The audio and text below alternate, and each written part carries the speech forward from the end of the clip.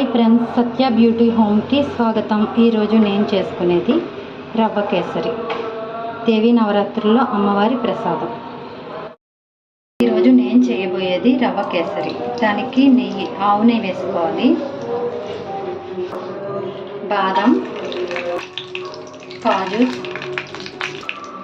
కిస్మిస్, dry fruits మీ ఇష్టం, ఎన్ని ఎక్కువ కావాల్సి అన్ని వేసుకోవచ్చు.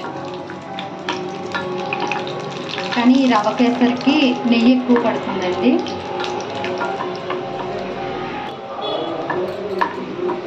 వేగిపోయారు. గ్లాస్ రవ్వ,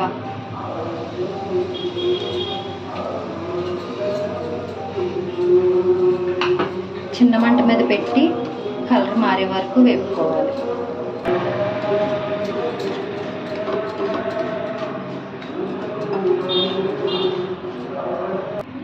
ఏ కప్ తోటి అయితే మనం నూక వేసుకున్నామో ఆ కప్తో 4 గ్లాసులు వాటర్.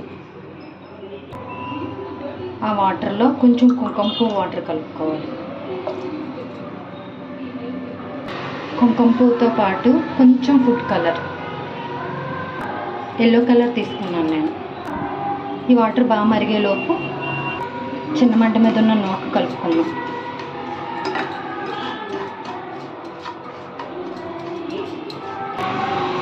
నూక వేగిపోయింది కదా, దీంట్లో ఇలాచీ పౌడర్ కొంచెం వేస్తున్నాం. ఇప్పుడు మనం ఆల్రెడీ కాచి చల్లార్చుకున్న నీళ్ళు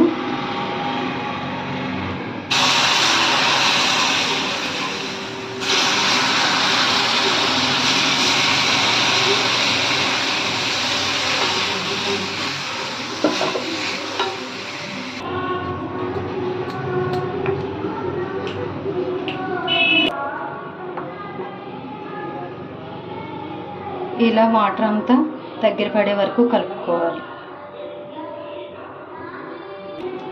ఒక కప్పుకి కప్పున్నర పంచదార,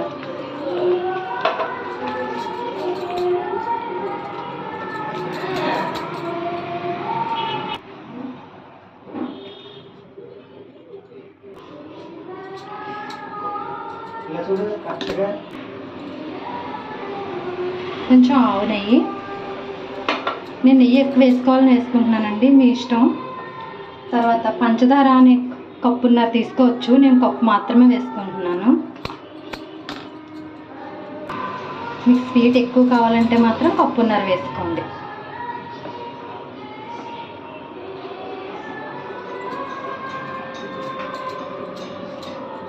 ఇంతేనండి, ఈ దేవీ నవరాత్రుల్లో అమ్మవారి ప్రసాదం. డ్రై ఫ్రూట్స్ మనం ఇందాక వేపి పెట్టుకున్నాం కదండి, ఆ డ్రై ఫ్రూట్స్ వేసుకోవాలి.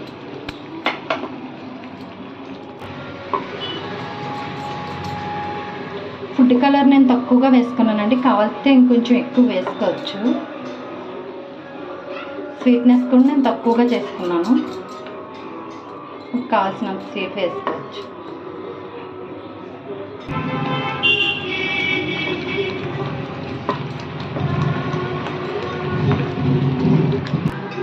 అంతేనండి, నేను కొంచెం పలచగా దించుకుంటున్నాను. ఈ కన్సిస్టెన్సీలో దించుకుంటే మీకు మళ్ళీ చల్లారేటప్పటికి ఇంకా గట్టిపడుతుంది. ప్రసాదం రెడీ.